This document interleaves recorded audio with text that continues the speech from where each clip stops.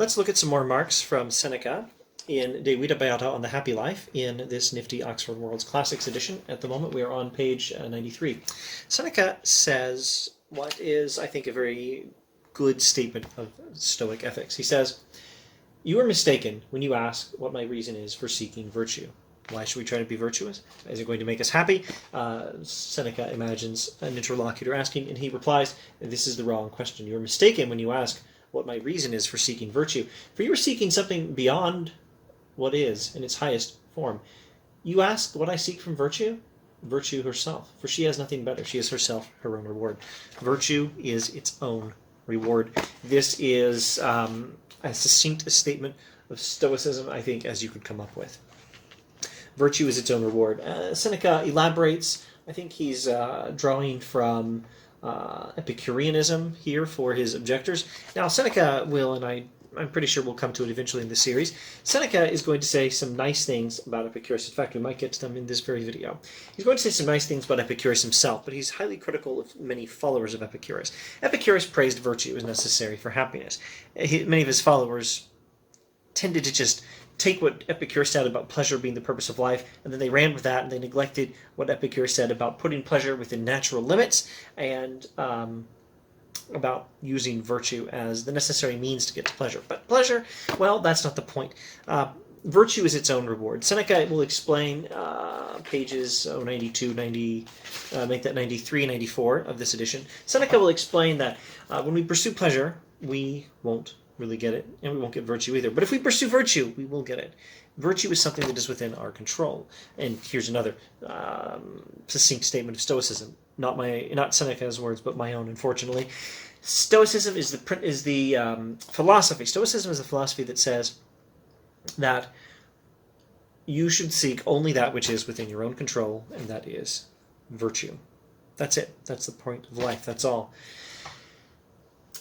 Anyway, if we pursue pleasure, we will not get it. We will not get virtue. If we pursue virtue, we will get it because virtue is within our control. It's something we can control, and we may get pleasure as well. Only don't seek it. Don't make pleasure the purpose of your life. Now, Epicurus. Let's talk about Epicurus and Seneca. I think we may read an extended passage, page 95. Seneca says some things pro Epicurus, contra Epicureans. For Epicurus against many of the Epicureans. Accordingly, let them stop joining things that are incompatible and connecting pleasure with virtue, a flawed course of action that panders to the worst sort of men. The man who has poured himself into pleasures, constantly belching in his drunken state because he knows he is living with pleasure, imagines he lives also with virtue, for he hears that pleasure cannot be separated from virtue. Then he gives to his own vices the name of wisdom and publicly displays what should be hidden from view. People who follow Epicurus but do it improperly, or people who think they're following Epicurus, lousy Epicureans, but aren't really getting Epicurus right. He's talking about people who have heard that pleasure accompanies virtue, and so they pursue pleasures, the lowest form of pleasures, pleasures related to alcohol, for example, and they assume they're being virtuous because they're living for pleasure, and they've been told that these two things go together, which Epicurus did indeed say. And so Epicurus has not driven them to this dissolute behavior. Rather, their addiction to vice makes them cloak their profligacy in the garb of philosophy, and they rush as one to the place where they may hear pleasure's praises being sung. They rush to a place where they can hear pleasure praised, because these are not virtuous people. These are vicious people. These are people who live for pleasure. These are drunkards. Just to stick with the example he's using here, drunkards. But this, I think, is an example of anyone who lives for pleasure, particularly physical pleasure. People such as this rush to a source where they can hear pleasure praised. So they rush to Epicureanism. But they're not following what Epicurus actually says. And they have no idea of how sober and self-denying the pleasure of Epicurus is.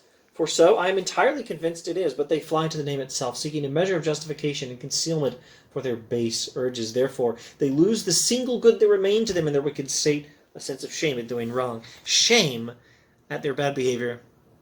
For the people he's describing, shame is their last sense of decency, and they throw it away when they hear pleasure cloaked with the name of virtue, and pretend to follow Epicureanism, or delude themselves into thinking they're following Epicureanism, some noble philosophy as they fancy it, that gives them a mandate to continue their reckless pursuit of pleasure, etc., etc. The reason why the praise you bestow on pleasure is ruinous is this. Speaking now to some more sophisticated Epicureans. The reason why the praise you bestow on pleasure is ruinous is this. The decent part of the teaching you embrace lies hidden within. The part that corrupts is plain to see. There's a teaching hidden within Epicureanism, and it is the teaching he's about to state. But it is the best part of Epicureanism, and it's hidden behind the surface of Epicureanism, which is, yay, pleasure. My own view, I shall state it, but may give offense to members of our school. Seneca's view, that he will happily state, even if some Stoics might not like it too so much. My own view is that the teachings of Epicurus are holy and upright, and if examined closely, rigorous. For his well-known doctrine of pleasure is reduced to small and slender proportions, and the rule that we prescribe for virtue, he prescribes for pleasure. He bids it obey nature. Pleasure must obey nature, according to Epicurus. Maybe we should say more precisely, the pursuit of pleasure must obey nature, according to Epicurus, and virtue is absolutely necessary for happiness, according to Epicurus. Seneca says, because of this, the teachings of Epicurus are holy and upright, and if examined closely, rigorous. And good job, Epicurus. But his followers just totally botch this. His followers tend to